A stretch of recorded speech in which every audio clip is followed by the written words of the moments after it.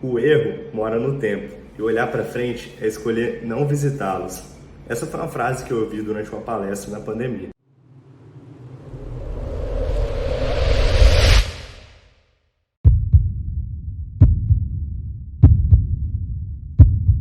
Meu nome é Thiago Ventura, eu faço engenharia elétrica na UFES, já participei da Ascend como congressista, já participei como apoio também, e no ano passado, na 16ª, eu fui diretor de Relações Institucionais.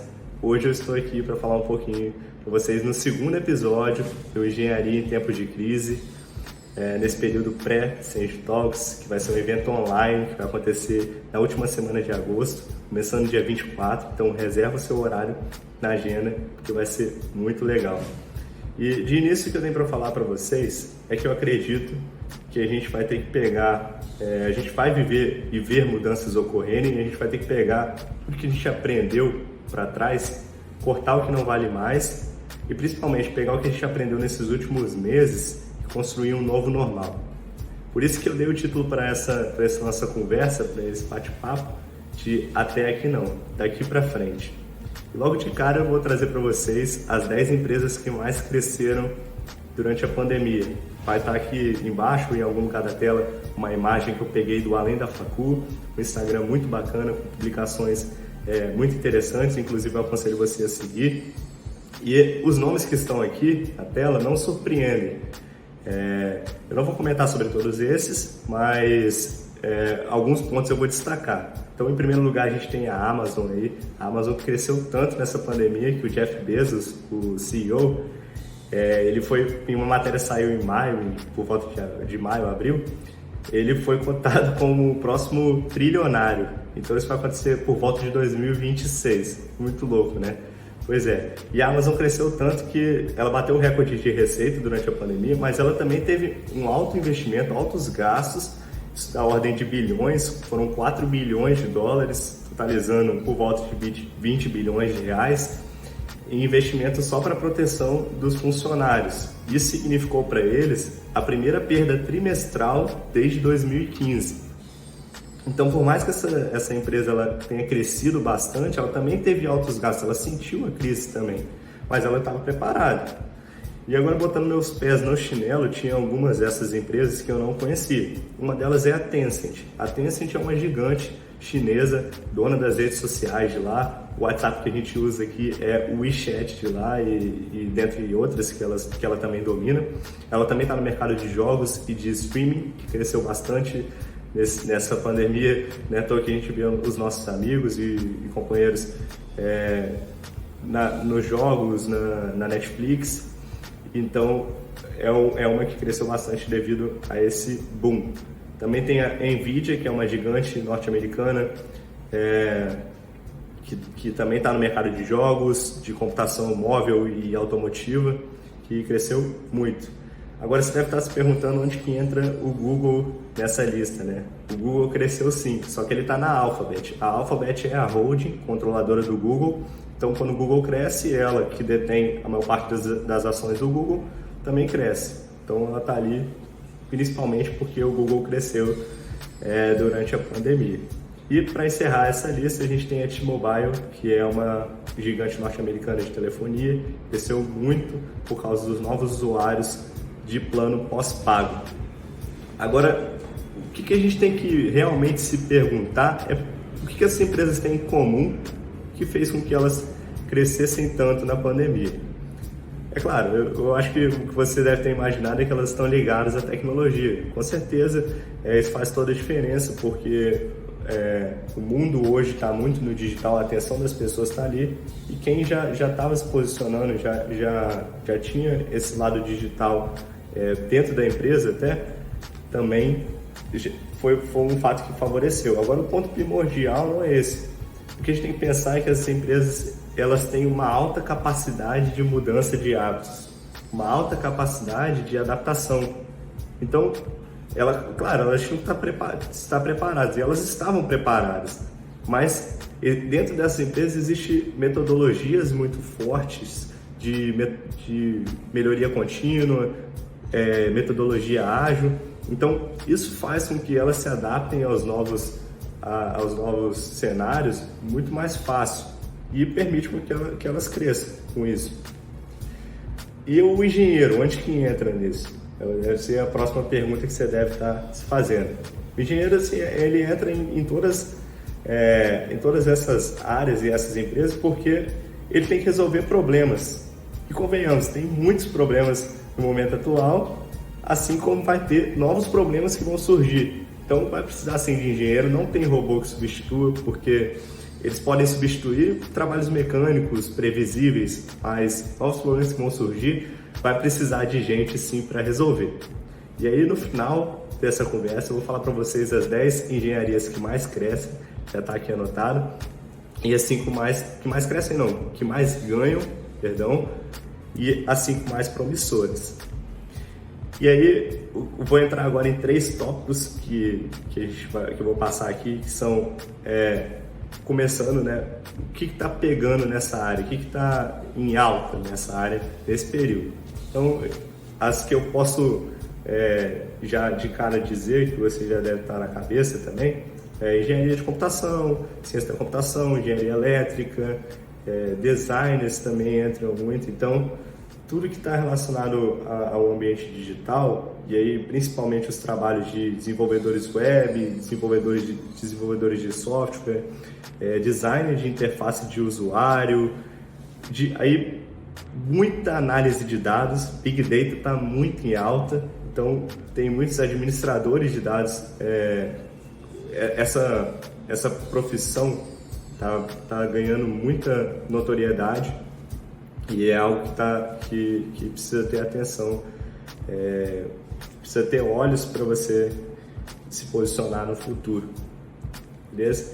A próxima que eu ia falar é engenharia de produção, mas a gente também tem que pensar, antes de falar de engenharia de produção, vamos falar da engenharia civil, porque era uma que já vinha sendo especulada para crescer nesse ano de 2020, mas teve uns atrasos por causa da pandemia, mas mesmo assim vai crescer. A engenharia de produção está mais ligada aos processos, então a gestão de pessoas, com a digitalização do trabalho precisa manter a produtividade e o controle íntegro das tarefas e da cadeia de suprimentos, então está sendo muito exigida. Agora a engenharia civil, que aí já entra no segundo tópico, o que vai bombar no pós-pandemia, ela vai estar extremamente ligada ao redesenho das cidades, porque vai precisar ter uma adaptabilidade para suportar novos surtos e novos problemas que vão surgir. Então, vai ter sim um redesenho das cidades, uma priorização pela segurança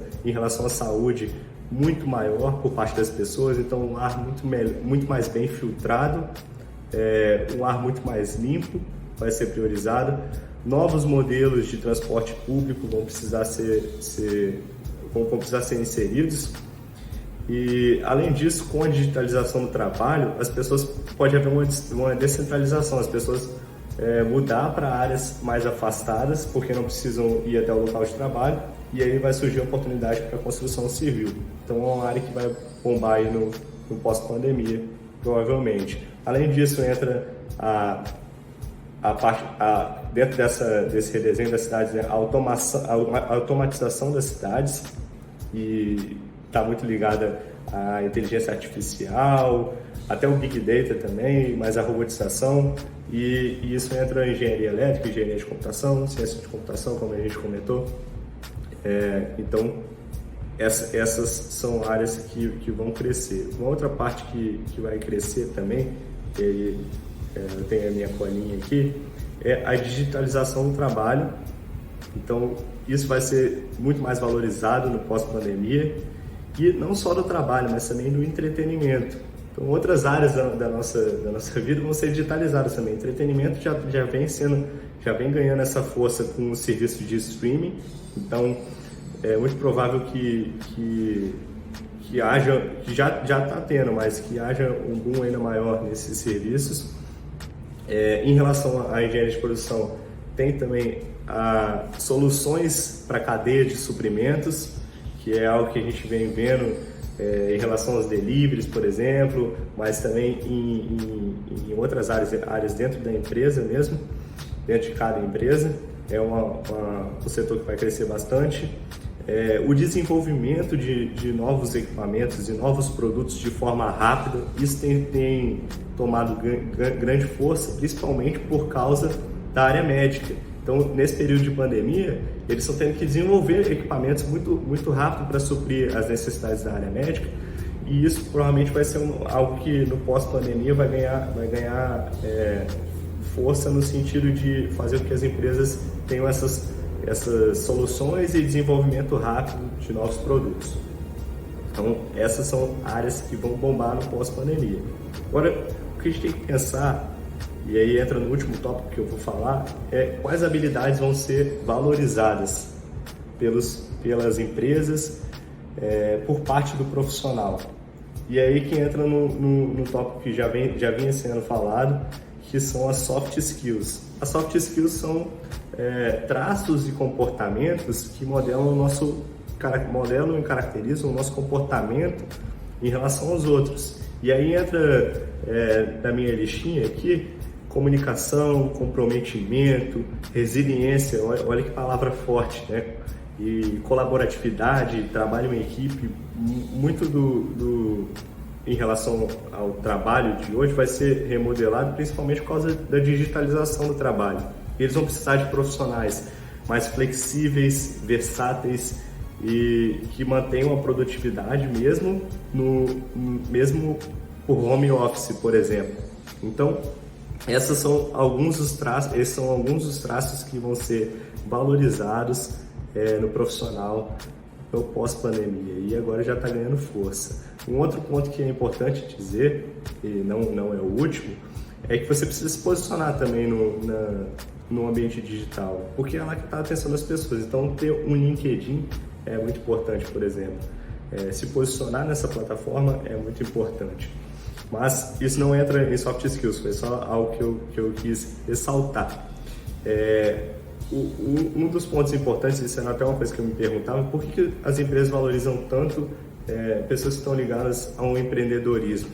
É por causa do senso de dono. As pessoas que são ligadas ao empreendedorismo têm esse espírito de pegar um projeto para fazer dentro de uma empresa e tomar como se fosse dele mesmo, e isso traz uma orientação mais voltada para resultado. Então, essas empresas prezam por essa soft skill também, esse senso de dono, né? E também liderança. Liderança é uma soft skill que vem sendo valorizada. E para fechar, dentro dessa lista que eu falei das soft skills, a gente tem a inteligência emocional, vem sendo muito valorizada. E aí, nessa pandemia, a gente tem percebido que é muito mais difícil conviver sem o outro, a gente vê casos de ansiedade por aí, né? E vê essa dificuldade sentir falta do contato, né, com o outro. Isso faz total diferença na nossa vida. A gente vê que a gente é frágil nesse sentido. Quanto mais forte de cabeça você for, mais você pode lidar com as situações adversas do ambiente de trabalho. Eu para dizer para vocês que nessa parte final que o love is coming, né, que eu gosto dessa frase porque a gente tem percebido muito isso na pandemia e provavelmente quando voltar ao novo normal a gente vai trazer isso para nossa realidade. E aí, antes de trazer a minha frase final aqui, eu queria dizer para vocês que o Senge Talks ele já está com inscrições abertas, então não se esqueçam de inscrever, acompanhe as publicações aqui no perfil da Semana de Engenharia. Esse foi o segundo episódio do Engenharia em Tempos de Crise. Eu vou falar para vocês as 10 empresas, as 10 engenharias que mais ganham e as 5 mais promissoras, mas antes eu queria dizer que dentro disso do Love is Coming, né, me deixa muito triste ver como profissionais de peso estão tirando proveito dessa situação para sair por cima. E aí a pergunta que eu quero deixar para vocês é, independente da área que você for, qual marca você quer deixar, né? O seu propósito ele tem que ser algo maior que você, algo além do seu ego. Então, com essa pergunta para você, qual marca você quer deixar? E sempre pense, até aqui não, daqui para frente. essa foi o que eu queria trazer para vocês, o conteúdo que eu queria deixar aqui. E as 10 engenharias que mais ganham, em primeiro lugar, é a engenharia de petróleo, tem um salário inicial aí de 1.500, depois vem a engenharia ambiental, em terceiro lugar a civil, quarto a elétrica, em quinto a engenharia de automação, em sexto a engenharia de produção, sétimo a engenharia mecânica, em oitavo a engenharia metalúrgica, nono a engenharia de transporte e décimo a engenharia química. E a engenharia química tem um salário inicial de 5.200 para vocês terem mais ou menos a noção entre o primeiro e o segundo. Os valores intermediários estão nessa faixa aí, entre 5.200 e 9.500. Vocês podem pesquisar também. E as cinco engenharias mais promissoras são engenharia de automação, engenharia de produção, engenharia elétrica, de computação e civil, que foram as que eu até comentei durante a conversa. Mas, obrigado por você ter assistido o vídeo até aqui e um grande abraço. Espero você no Sage Talks lá comentando, porque eu também vou estar lá.